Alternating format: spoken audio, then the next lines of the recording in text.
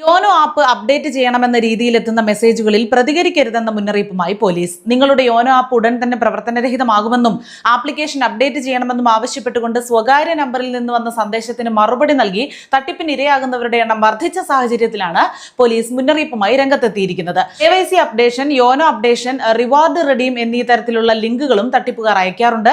ഇതുമായി ബന്ധപ്പെട്ട് സമൂഹ മാധ്യമങ്ങളിൽ നിന്നും ലഭിക്കുന്ന വ്യാജ ലിങ്കുകളും തട്ടിപ്പിന് വേണ്ടി ഉപയോഗിക്കുന്നു.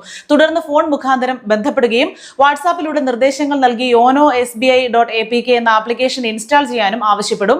ഇത് ഇൻസ്റ്റാൾ ചെയ്യുന്നതോടുകൂടി ശരിയായ SBI യോനോ ആപ്ലിക്കേഷന് സമാനമായ വെബ് പേജ് പ്രത്യക്ഷപ്പെടുകയും യൂസർ നെയിം, പാസ്വേഡ് എന്നിവ നൽകാനുള്ള കോളങ്ങൾ ദൃശ്യമാവുകയും ചെയ്യും.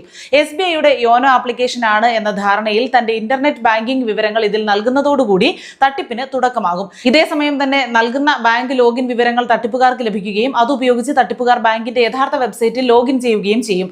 തുടർന്ന് OTP നമ്പർ ലഭിക്കുന്നതിനായി കൃത്രിമമായി നിർമ്മിച്ച സൈറ്റിൽ OTP നൽകാനായി പുതിയ പേജ് പ്രത്യക്ഷപ്പെടും. OTP നൽകുന്നതോടെ തട്ടിപ്പുകാർക്ക് ഇന്റർനെറ്റ് ബാങ്കിംഗ് നടത്തുന്നതിനുള്ള പൂർണ്ണ അനുമതി ലഭിക്കുകയും അക്കൗണ്ടിലെ തുക പൂർണ്ണമായും പിൻവലിക്കപ്പെടുകയും ചെയ്യുന്നു.